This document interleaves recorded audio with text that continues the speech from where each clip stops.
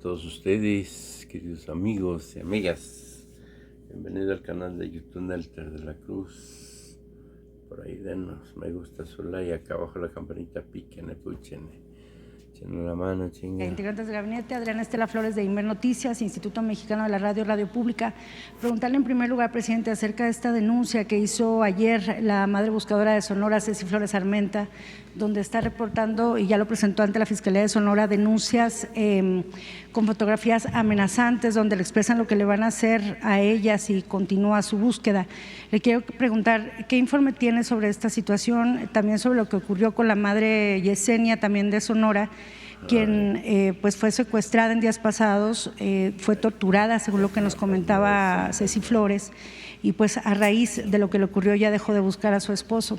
Le quisiera preguntar, presidente, ¿qué va a hacer o cómo se va a garantizar que las madres buscadoras continúen con sus acciones, que se evite esta situación y más agresiones en contra de ellas? Y también, presidente, acerca de un planteamiento que hizo Delia Quiroga del colectivo 10 de marzo, quien también busca a sus familiares desaparecidos, y ella proponía en un pronunciamiento que ha sido apoyado ya por varios colectivos para un pacto de paz, un pacto para erradicar a los desaparecidos, y en este pacto ella proponía 3 puntos.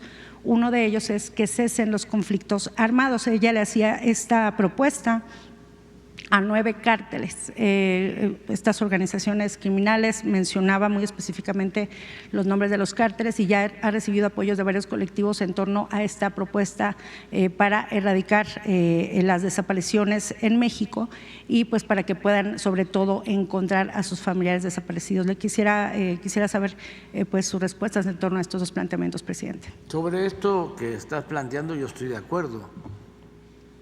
Ojalá y se lograra la paz. Eso es lo que deseamos todos, que no haya violencia, que no haya homicidios, que no haya agresiones, porque se afecta a todos. Hay agresiones entre bandas, hay agresiones que se presentan en contra de Fuerzas Armadas o de policías estatales. Hay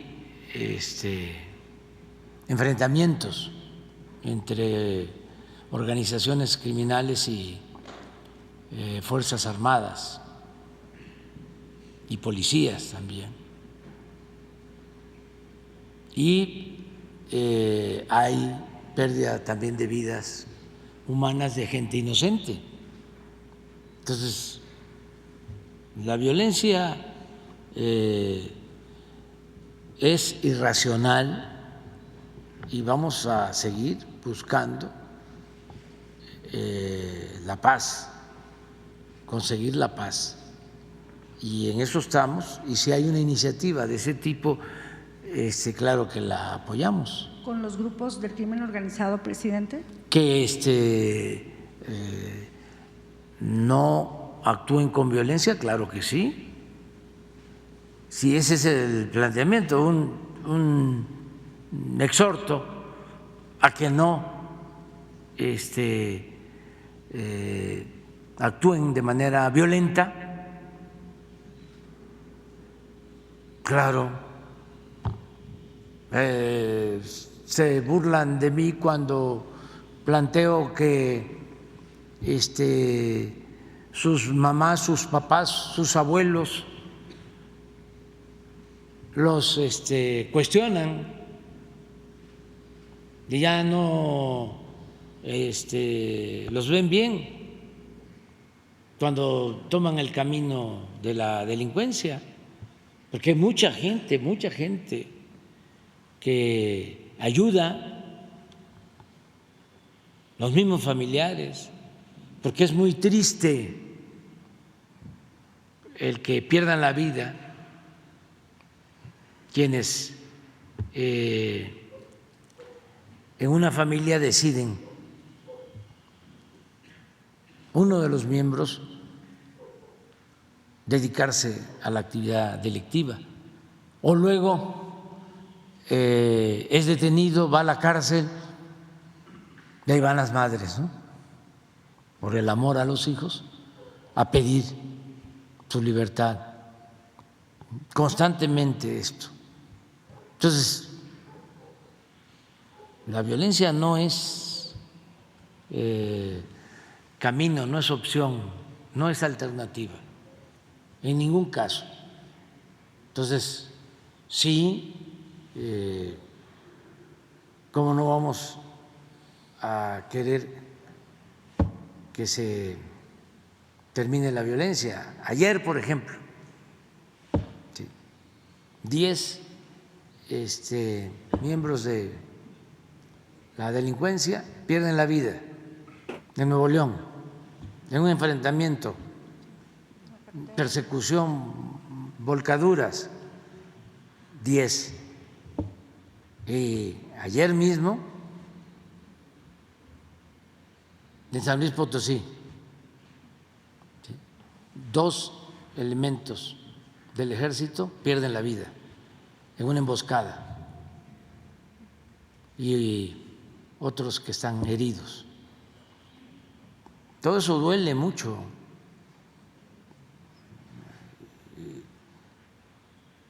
Imagínense los que estamos aquí de seguridad, que primero todo el día estar recibiendo informes y luego levantándose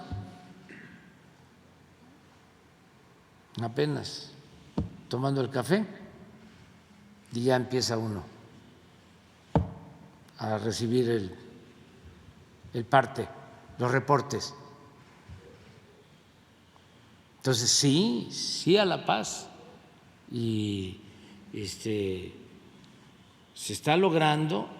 Por eso hoy optamos por dar a conocer todos los programas de bienestar y otros más para que nadie se vea empujado, obligado a tomar el camino de la delincuencia. Que se sepa que hay opciones, hay alternativas, hay oportunidades para salir adelante, sin tomar el camino de las conductas antisociales. En ningún caso se justifica, pero menos si hay opciones, si hay alternativas. Entonces, por eso vamos a seguir con los programas de bienestar, el programa de jóvenes construyendo el futuro. Quien no esté estudiando, quien no tiene empleo, se le contrata y se le da trabajo de aprendiz en una empresa, en un taller, en una actividad artesanal, en una actividad productiva, y se les paga un salario mínimo. ¿Así es? ¿Cuánto es? 6.310 pesos de salario mínimo. A ver, ¿por qué no lo explicas bien? Presidente, pero entonces, Es que eso es muy importante, porque antes también el salario mínimo pues era mínimo, ¿sí? Pero ahora ha ido mejorando, ya no es poco, ya es un ingreso considerable. Entonces, todo el que no tenga posibilidad del estudio o ya haya abandonado la escuela o no encuentre trabajo, hay esta posibilidad para que no los enganchen a los jóvenes las bandas. A ver, explica. Bien, pues recordarles que el programa Jóvenes Construyendo el Futuro es un programa que busca la incorporación de los jóvenes en actividades productivas y en el trabajo a través de su capacitación en centros que también, pues como ya mencionó el presidente, de manera también muy solidaria y comprometida han asumido la responsabilidad de ser tutores de los jóvenes en todo el país. Son ya, como también informé hace unos momentos, 283,000 jóvenes los que actualmente se encuentran inscritos en el programa. Esto, digamos, en un acumulado ya de funcionamiento del programa de los 4 años de 2,600,000 jóvenes. Por esta participación en el programa, los jóvenes a lo largo de un año reciben mes con mes el acumulado del salario mínimo, que son 6,310 pesos. También mencionar que el aumento del salario mínimo que se ha dado con parte del gobierno del presidente Andrés Manuel López Obrador ha sido pues ya de recuperación del 90% aproximadamente, lo cual pues evidentemente también estimula que tenga pues mejores ingresos los jóvenes que en muchas de las ocasiones pues se veían en esta desafortunada necesidad de vincularse a actividades pues que no estaban necesariamente en tono con la ley por la falta de oportunidades, y pues justamente el programa lo que busca es a través del trabajo darles a los jóvenes esta oportunidad para que no se les dé como anteriormente hacían, pues darles la espalda, sino ahora darles así trabajo. Entonces esto a través, como les digo, del programa, pero no solamente se les da el salario mínimo de 6,310 pesos, sino además su incorporación en el Seguro Social a lo largo de este año de participación, lo cual asegura que tengan atención médica por casos de accidentes y también de enfermedades, e incluso el de atención de servicio de maternidad para, pues bueno, el 60% de las que participan también en el programa son beneficiarias mujeres, y pues esto nos ha dado también una oportunidad de dar una muy buena cobertura de bienestar, tanto en términos de ingreso como de servicios de salud para la juventud y de ocupaciones productivas y empleo. Presidente, nada más entonces para precisar, entonces usted sí suscribe o se suma a este llamado sí. a las organizaciones criminales para un pacto social para la paz. Todo lo que signifique hacer a un lado o no usar la violencia, lo apruebo. Y sobre Lo apruebo, y eso no tiene que ser por demanda, ¿sí? Solo de la autoridad, sino es por decisión de los mismos integrantes de estas bandas, que ellos deben, ¿sí?, de asumir una responsabilidad, ¿sí?, y comportarse como buenos ciudadanos. O sea, no perderse o pensar que ya no tienen otra opción, otro camino. No, siempre hay salidas. Siempre hay salidas. Para los que no quieren usar la violencia. Pero ¿cree que tenga eco este llamado que hace usted, presidente? Porque en las acciones en el terreno vemos a los grupos delictivos pues cometiendo todos estos actos de violencia. Sí, lo vemos en Chiapas, Jalisco, Zacatecas. pero siempre hay que hacer el llamado. Siempre hay que hacer el llamado. Mal haríamos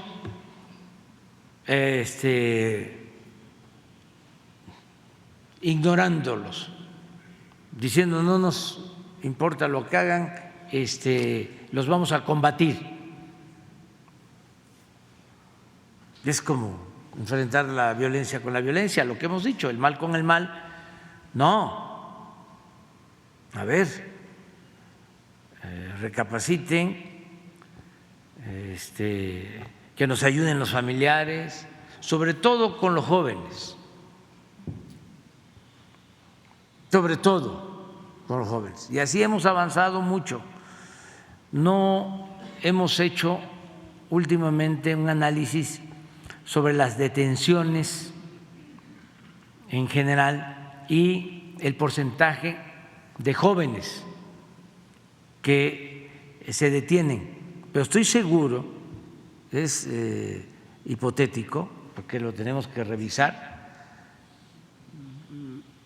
de que ya cada vez son menos los jóvenes que se detienen en actividades delictivas. Lo digo porque como todos los días estamos recibiendo estos informes, estamos viendo que cada vez son menos jóvenes. Por ejemplo, lo que vimos hoy de cero impunidad, en general, pocos jóvenes, ¿sí? Sí, pero ya menos jóvenes. Y yo creo que todo lo que se hace con las becas y jóvenes construyendo el futuro, todo eso va ayudando, porque esa es la lucha, el que no se lleven a los jóvenes los delincuentes o las bandas, el que no los enganchen, el que les demos motivos a los jóvenes para trabajar, obtener ingresos y ser felices sin tener que caer en las drogas o en la delincuencia. Esa es nuestra lucha. Presidente, y sobre las madres buscadoras, ¿cómo seguirlas se les va a garantizar protegiendo? que continúen? Porque Sí, vamos a seguirlas protegiendo como se está haciendo. ¿Tú tienes información por sobre favor, eso? sí, porque a pesar de, Sí. de esto que usted ha expresado, ellas siguen recibiendo amenazas y hostigamiento.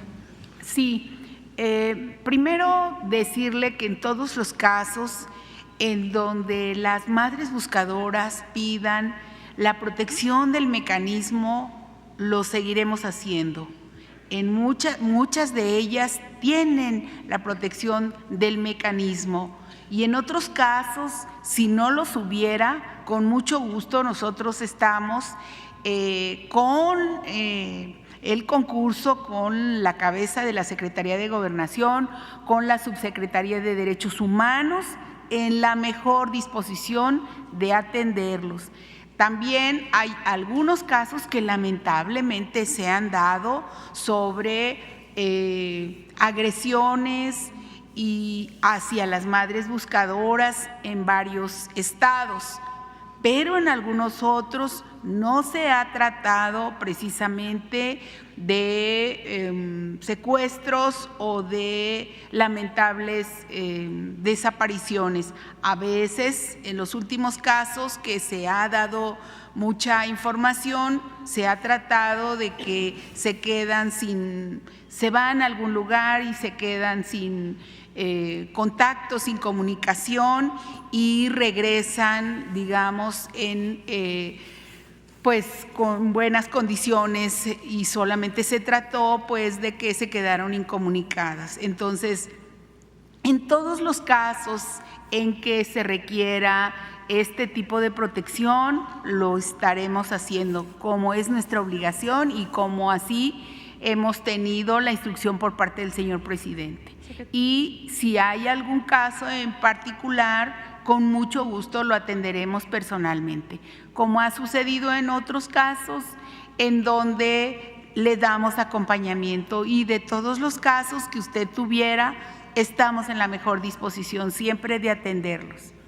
Secretaria, ¿tiene algún reporte sobre esta desaparición de los jóvenes, de los 7 jóvenes del call center en Zapopan, Jalisco? Estamos trabajando con el gobierno del estado de Jalisco. Ayer, publicó el gobernador que habíamos estado en contacto en el día. Pues solamente decirle que no se trata de, digamos, jóvenes que estuvieran en una casa, en donde tuvieran incluso permiso para estar trabajando aquí. Los primeros indicios sí se trata de personas que estaban realizando algún tipo de fraudes inmobiliarios y algún tipo, digamos, de extorsiones telefónicas, de acuerdo al seguimiento de las primeras investigaciones. Entonces, estamos en todo el apoyo a la Fiscalía del Estado, de acuerdo a lo que nos fue solicitado por el señor gobernador, como siempre que solicitan los gobiernos de los estados, apoyos de la federación, siempre que estén en los márgenes de la ley. Todo el tiempo nosotros estaremos en el apoyo, como así ha sido la instrucción. Gracias. ¿Se confirma el vínculo con el cártel Jalisco Nueva Generación? ¿O con Pues estamos nosotros viendo exactamente a qué grupo delictivo corresponde. No le puedo decir en este momento qué es eso hasta que no tengamos todo el seguimiento técnico de la investigación. Presidente, y nada más me permite esta última pregunta sobre el espionaje contra el subsecretario de Derechos Humanos, Alejandro Encinas. La vez pasada que usted se pronunció acerca de esta situación revelada en el diario New York Times, hubo organizaciones que se pronunciaron y exigieron a la Fiscalía General de la República que se investigue esta situación, no solo contra el subsecretario Encinas, sino también contra padres y madres de los 43 normalistas, sus abogados, representantes de víctimas e integrantes del GIEI, porque señalaron que sí se han dado este tipo de espionajes en contra de quienes están investigando el caso Ayotzinapa. Yo le quisiera preguntar, presidente, si se va o va a solicitar abrir esta indagatoria, y también, pues, aprovechando la presencia del secretario de la Defensa, pues también que si nos puede dar esta versión. Ya usted deslindaba la vez pasada que la SEDENES hubiera estado involucrada detrás de estos casos. Yo quisiera saber la versión del secretario en torno a esta denuncia de espionaje contra Encinas. Gracias. Bueno, repito, así, muy claro, nosotros no espiamos a ninguna persona, ningún ciudadano, no espiamos a periodistas y mucho menos a servidores públicos, a nadie. No somos iguales. No hacemos espionaje, se hace investigación para asuntos relacionados con el combate a la delincuencia, y esto de conformidad con la ley, por seguridad nacional. Eso es lo que hacemos. Lo demás es una invención y es con el propósito de perjudicarnos. ¿Quiénes son los que espían todavía? Los que espiaban antes y siguen espiando, y ahora son nuestros adversarios. Y no dudo que algunas agencias del extranjero,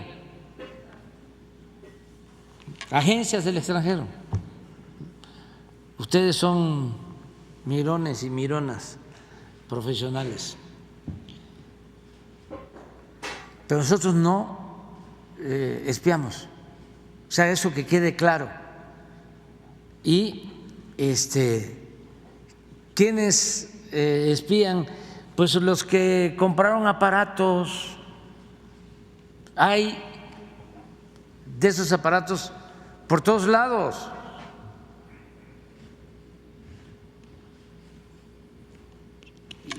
Que espían.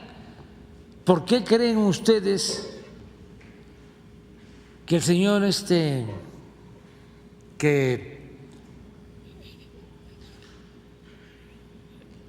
está acusado de tortura, Cerón, se fue a Israel? ¿Por qué allá lo están protegiendo?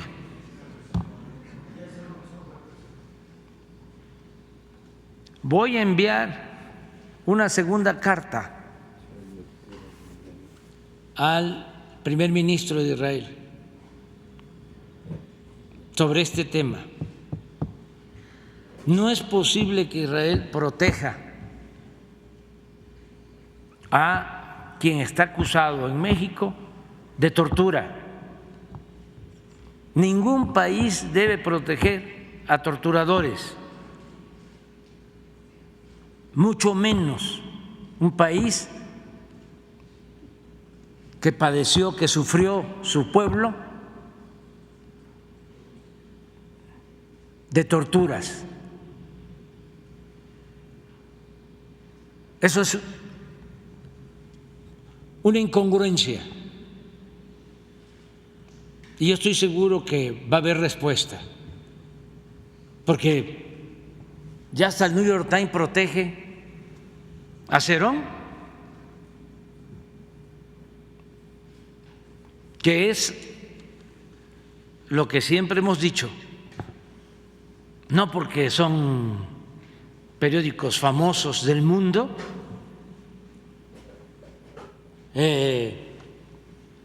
se constituyen en la Biblia o en el libro de la verdad. Desgraciadamente ya la prensa de Estados Unidos dejó de ser la de antes, ya no es una escuela para la defensa de las libertades, ya está completamente entregada a corporativos, a grupos de intereses económicos, a hegemonías. Entonces,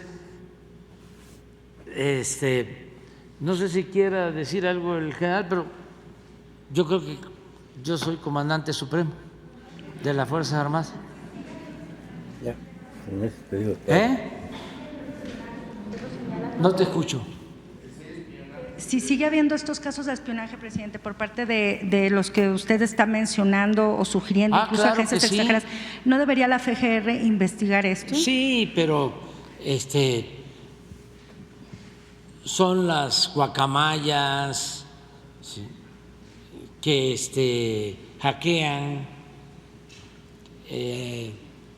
y son nuestros adversarios, o sea, que hasta reciben dinero del extranjero. Esos son los que están espiando. Y los que quieren confundir, El exgobernador culpándonos a nosotros. Es como el mundo al revés. Silvano Aureoles lo tiene. Entonces quieren Ahí en Puebla, Moreno Valle, los panistas. manipular. Se les quedó. Entonces, que quede claro, nosotros no espiamos a nadie. Cabeza de vaca lo Se tiene. hace inteligencia y tiene que ver con las Entonces, órdenes quedaron con que el software. se solicitan Pegaso. a la Fiscalía cuando hay Todos los asuntos compraron. relacionados con la delincuencia Ahora le echa la o con culpa delitos, por ejemplo, secuestros de veras, que ameritan en la cara dura. inteligencia,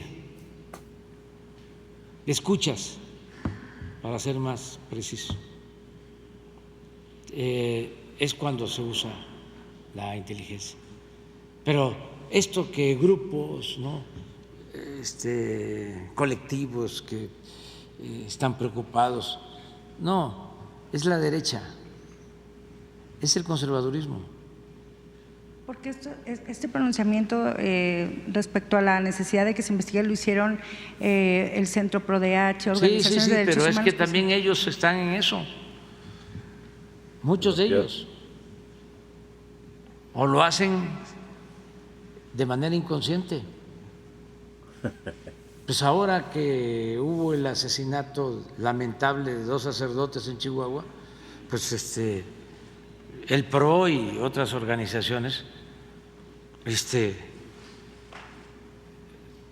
cuestionándonos. Y en el caso de Ayotzinapa igual, como que quisieran que fracasáramos y que al final se demostrara de que nosotros protegemos a violadores de derechos humanos. No, repito, no somos iguales. En este gobierno no se espía, no se tortura, no hay desapariciones, no hay desapariciones llevadas a cabo por el Estado, no hay masacres. Cuando esas organizaciones callaban, Cierto. muchas, o actuaban, pero de muy bajo perfil, de muy bajo perfil. Y los medios lo mismo.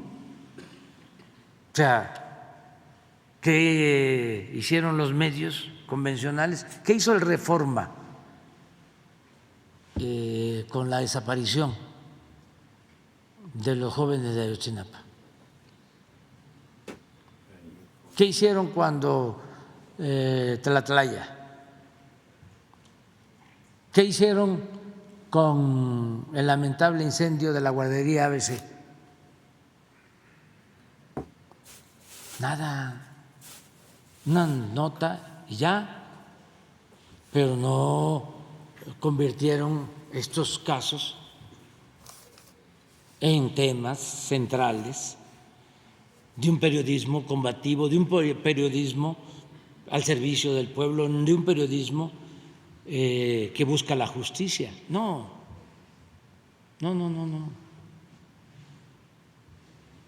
Ahí hay otras cosas, además. O sea, encubrieron. Entonces, no somos iguales.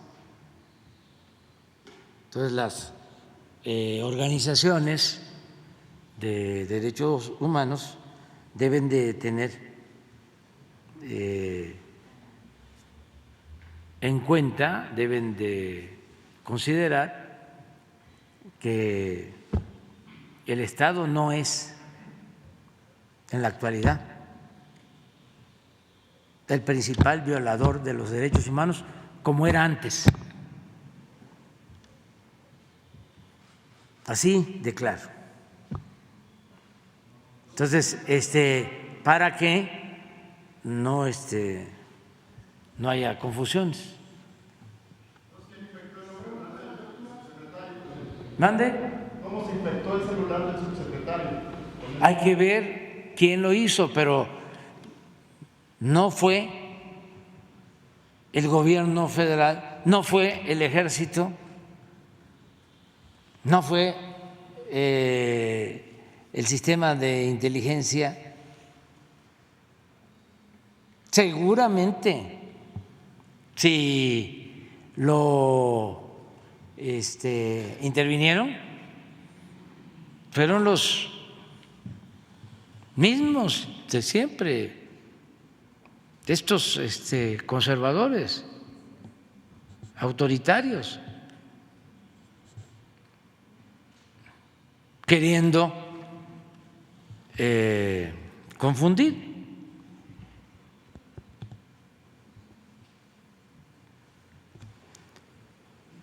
Pero es muy importante aclararlo, muy importante, porque lo que quisieran algunos de estos progres buena onda es que pudieran tener elementos, pruebas para decir, ya ven, son iguales, son lo mismo. No, los que son iguales son ellos, estos que supuestamente son independientes, son muy alcahuetes del bloque conservador, muy alcahuete de los potentados. Hasta ahí no se meten. Entonces había mucha simulación. Yo recuerdo que cuando iba, ya se los comenté en una ocasión, a estar aquí el Papa, creo que Benedicto, en Guanajuato, yo era candidato, y una visita del Papa en víspera de las elecciones del 2012 en el gobierno de Calderón, y a Guanajuato, imaginé, ahí viene, ¿no?, el golpe, porque ya casi estábamos en campaña.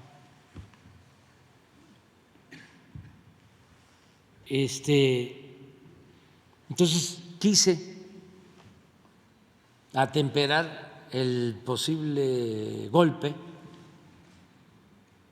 y llamé a todos los integrantes de la Iglesia Progresista y les dije: a ustedes les consta que nosotros estamos luchando por los pobres, que somos, en sentido estricto, verdaderos cristianos.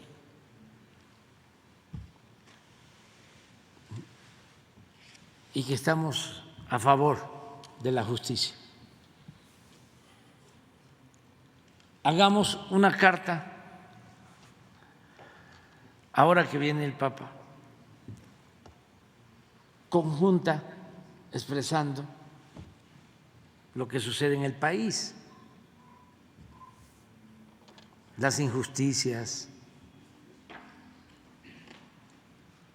y de cómo hay millones de católicos que se oponen a la corrupción, al autoritarismo,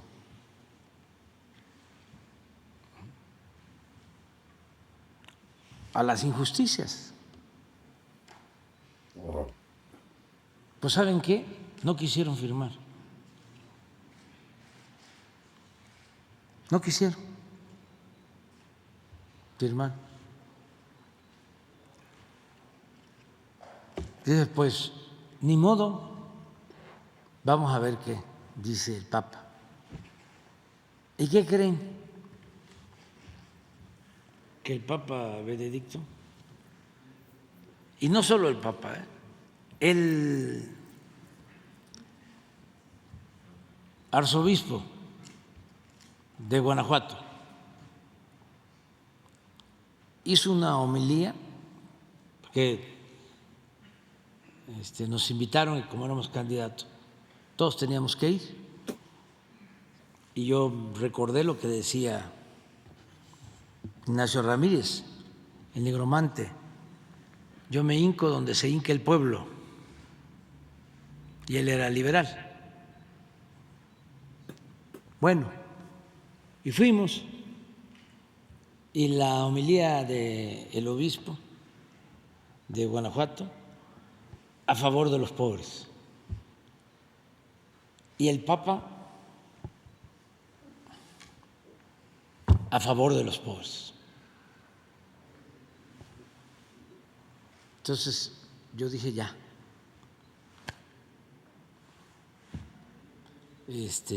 a celebrar. Pero los de la Iglesia progresista no quisieron. No estoy hablando de la Iglesia, que en general todas las iglesias han sido muy respetuosas de nosotros y nosotros muy respetuosos de todas las iglesias, de los creyentes y de los no creyentes, porque el Estado laico significa respetar todas las religiones y respetar a los libres pensadores. Eso es Estado laico. No hay una religión predominante cuando hay Estado laico. Es respeto a todas las iglesias, a todas las religiones, a todas las corrientes de pensamiento. Y ahora, pues, con más razón, con el Papa Francisco. Ese rebasó no solo a la Iglesia de México, sino de todos los países. La rebasó por la izquierda. Ese es el Papa que yo conozco o que llegué a conocer o que he estudiado de los papas que han existido, el más consecuente. Es un dirigente mundial, no solo religioso, es un dirigente político importante. Y es importante por su definición en favor de la justicia y es importante también porque ha sabido pintar la raya y no someterse a los poderes hegemónicos, a los poderes económicos que dominan en el mundo. Entonces eso es lo que puedo comentar. Vámonos a desayunar. Sí. Nada más. Ayer quedamos de que íbamos a dar a conocer lo de la abogada de la Corte, otra que contrataron, que así es, ¿no? Tienes la información, que trabajaba con García Luna, que también la contrataron en la Corte.